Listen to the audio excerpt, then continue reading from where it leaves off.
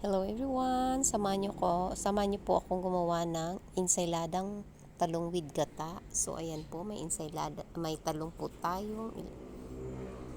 Then mag-ready na tayo ng uling. Ilagay natin sa kalan para mas mabilis magbaga, no? Then saka natin ilipat sa kanyang lagayan. Then ayan, hanginan pa natin para matuluyan talagang magbaga. Mas maganda kasi nagbabaga. So yun yung tips ko, ilagay nyo sa kalan para hindi kayo paypay ng paypay dyan kung kailan magiging baga. Kalan muna. So ayan, nag-start na tayo magluto. Tusok-tusokin natin para may singaw naman yung kasi pag hindi mo tinusok biglang puputok yan. So lagyan, tusok-tusokin mo muna siya. Then tapos na yan. So start na natin. So yan, maraming binili ko kasi minsan may mga alaga yan, 'di ba? So kailangan natin damihan ng gawa dahil minsan ang matira niyan konti na lang dahil hindi natin maiwasan pag silip natin sa loob niyan may mga alaga pa lang nakatira. Di ko konti lang yung bilhin mo, di paano na yan, di wala nang matira sa iyo. 'Di ba?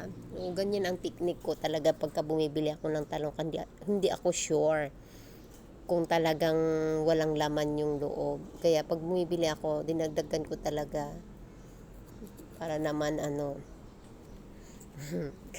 minsan kunti na try ko kasi kunti lang kasi ito lang ilan lang lamang kami. Pagtingin ko ilan nga lang kami, ang dami pa lang alaga sa loob, di halos walang matira. So kaya ang ginawa ko talaga mula noon, ninadagdagan ko na para may matira man kung may mga alaga sa loob na naiwan. Ayun, yun na nga. Ayan, tapos na yan. Inaano na natin. Then after nyan, i-ready na natin ng ating bell pepper, ginger, and onion, tomatoes, coconut milk, and ang ating talong na inihaw. Yes. Yan, mag-ready na tayo. Ilagay na natin yung coconut milk.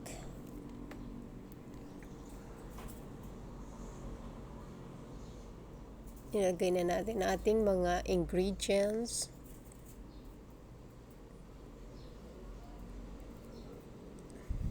I-try nyo to, napakasarap nito. Maiba man lang. Ayan, ilagay natin ang pepper and salt. I-try nyo talaga. Kasi yung anak ko, first time niyang kumain, natutuwa siya, na-enjoy niya talaga. Talagang marami ang nakain niya dito.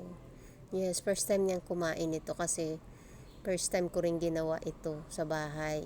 So, ngayon lang nila natikman.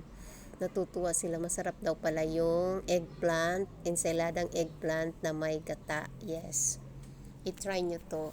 Kasi maiba man lang tayo, no? Kasi puro tayo plain, diba? Try nyo rin lagyan ng gata para masubukan nyo kung masarap din ba talaga. So, ayan na nga. Tapos na yan. Ready na natin yan, no? Ayan. Ayan pa pala yung ating chili. Nakalimutan dyan na part. Medyo natagalan ko ng lagay. Nawala sa loob ko. Busy. Ayan. Pasensya na, nadili ang aking chili. So, yan. Tapos na yan. Kumulo naman na siya. Yan. Ililipat na natin. Basta i-try nyo. Masarap yan po. Ayan. Try na. Ayan, nandyan na. Lipat na natin at ready to eat na tayo. Ayan. Thank you for watching, everyone. See you on my next video. Don't forget to follow, like, and share. Thank you so much. Bye.